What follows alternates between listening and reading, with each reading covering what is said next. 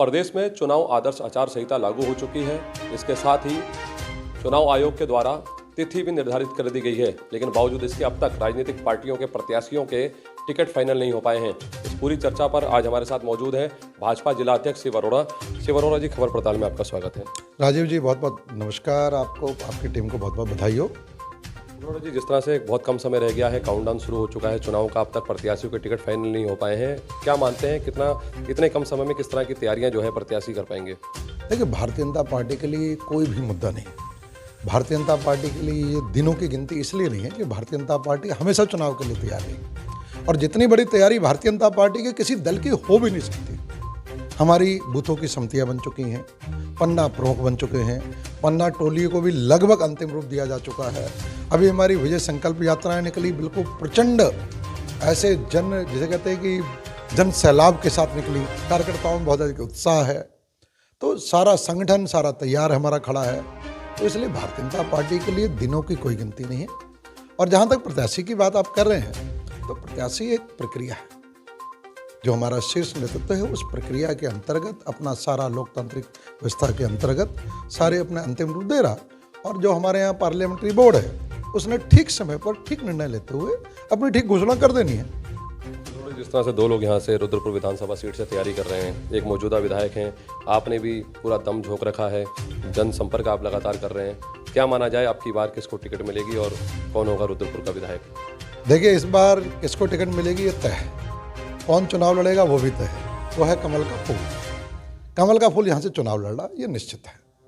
Bharatiya Janata party यहाँ से जीतेगी, ये भी निश्चित है, क्योंकि भारतीय जनता पार्टी यहाँ पर अजय भारतीय जनता पार्टी है। अब बाकी ठीक है, पार्लियामेंट्री बोर्ड ठीक समय पर ठीक निर्णय लेगा। भारतीय जनता पार्टी का जो पार्लियामेंट्री बोर्ड है, शीर्ष नेतृत्व है, यहाँ पर एक समानांतर एक व्यवस्था चल रही है। तो छवि के आधार पर, संगठन के प्रति निष्ठा के आधार पर, योग्यता क्षमता के आधार पर, जनता में लोकप्रियता के आधार पर, ये विभिन्न आयाम रहते हैं।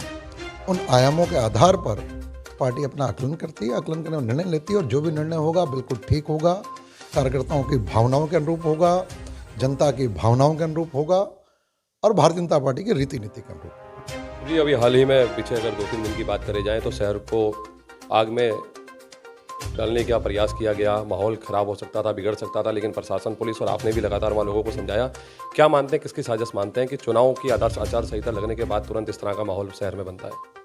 देखिए, जो ये भी घटनाक्रम हुआ, ये घटनाक्रम बहुत दुखद है। इस प्रकार से जो हिंदुओं का आस्था का प्रतीक है गौ माता, उस गौवंश की हत्या होना, वहाँ पर गौवंश की हत्या हुई, नृशंस हत्या, और नृशंस हत्या के साथ वहाँ हथियार मिले, अन्य कई सारी चीज़ें मिली, जिससे लगता है कि वो बहुत बड़ी साजिश है। हिंदुओं की भावनाओं के साथ जिसे आघात करने के लिए साजिश की गई, और वो मुद्दा छोटा नहीं।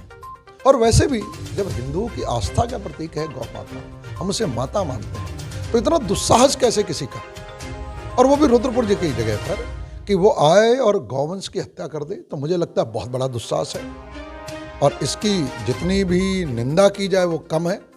और साथ ही उस दिन भी प्रशासन को मैंने चेताया था, और आज भी मेरा बड़ा स्पष्ट कहना है, दोषियों पे कठोर से कठोर कार्रवाई होनी चाहिए, और ऐसी कार्रवाई होनी चाहिए कि दोबारा इस तरीके की कोई घटना करने की हिम्मत ना कर सके, क्योंकि समाज बहुत आहत है। और हम कई बार कहते हैं कि तनाव हो गया, सामाजिक सौहार्द बिगड़ गया, आक्रोश हो गया, तो ये सारी चीज़ें तब होती हैं जब लोगों की भावनाएं जो आहत होती हैं, उनके अनुरूप प्रशासन काम नहीं करता। इसलिए प्रशासन की जिम्मेवारी है कि दोषियों को सजा दे, और ये भी जिम्मेवारी है कि इस प्रकार की घटना दोबारा ना हो, इसे सुनिश्चित करें। वरना जो भावनाएं आहत होती है, आहत होने के बाद किसी भी स्थिति जा सकती है। उस दिन जैसी मुझे जानकारी मिली, सुबह मैं सबसे पहले पहुंचने वाले लोगों में था, और मैं अंत तक वहीं पर रहा।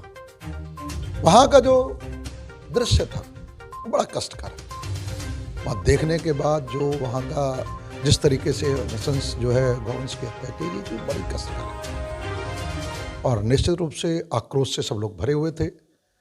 और वो एक समय ऐसा समय था कि इस रुद्रपुर क्या पूरे क्षेत्र में कभी भी कुछ हो सकता था।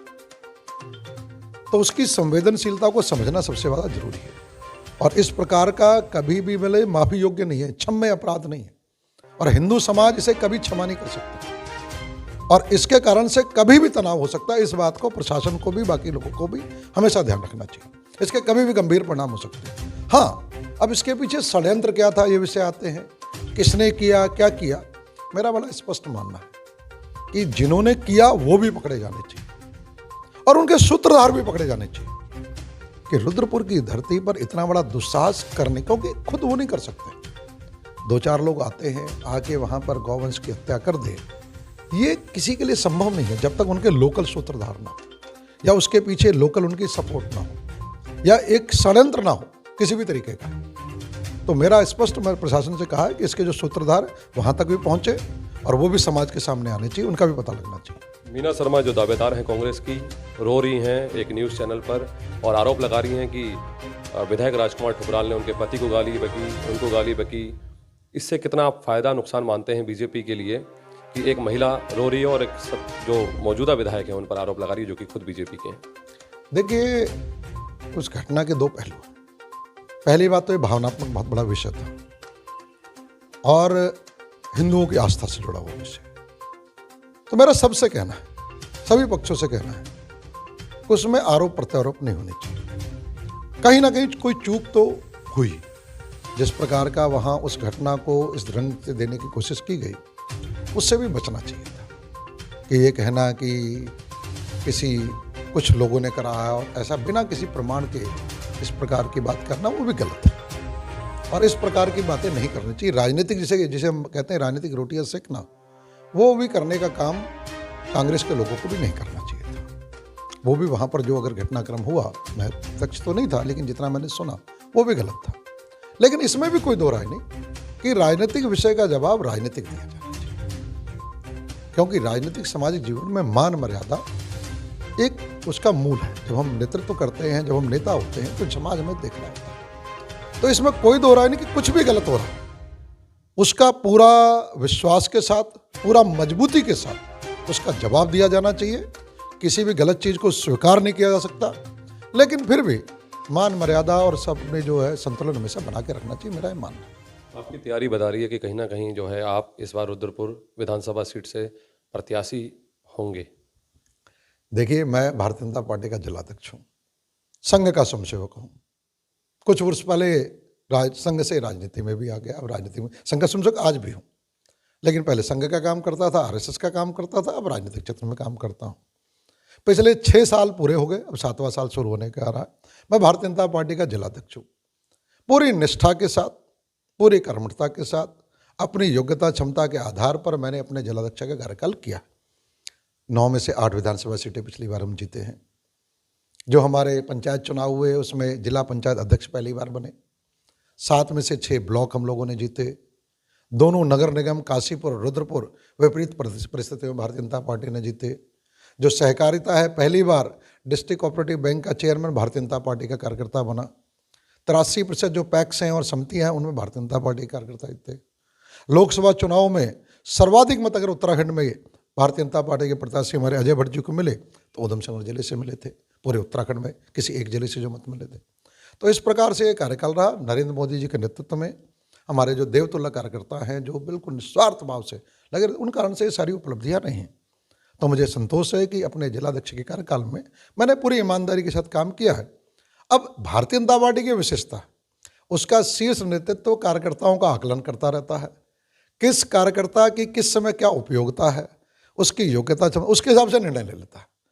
कब कौन संगठन से सीधा चुनाव की राजनीति में आ जाएगा, कब चुनाव की राजनीति से संगठन में आ जाएगा, ये भारतीय जनता पार्टी का नेतृत्व तय करता है।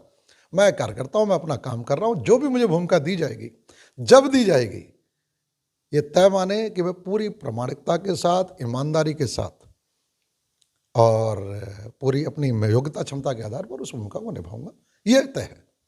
मैं हमेशा 24 घंटे अपने शीर्ष नेतृत्व के निर्देश के अनुसार हर भूमिका के निर्वहन करने के लिए तत्पर हूँ। ये हमारे साथ भाजपा जिलाध्यक्ष शिव अरोड़ा, जिनका साफ तौर पर कहना है कि शीर्ष नेतृत्व जिस तरह का आदेश करेगा वह उस आदेश का पालन करेंगे। अब देखना ये होगा कि कब तक भाजपा की सूची जारी होती है और उसमें रुद्रपुर से किस प्रत्याशी को भाजपा अपना रुद्रपुर प्रत्याशी घोषित करती है। कैमरामैन विशाल के साथ में राजीव चावला, खबर पड़ताल रुद्रपुर।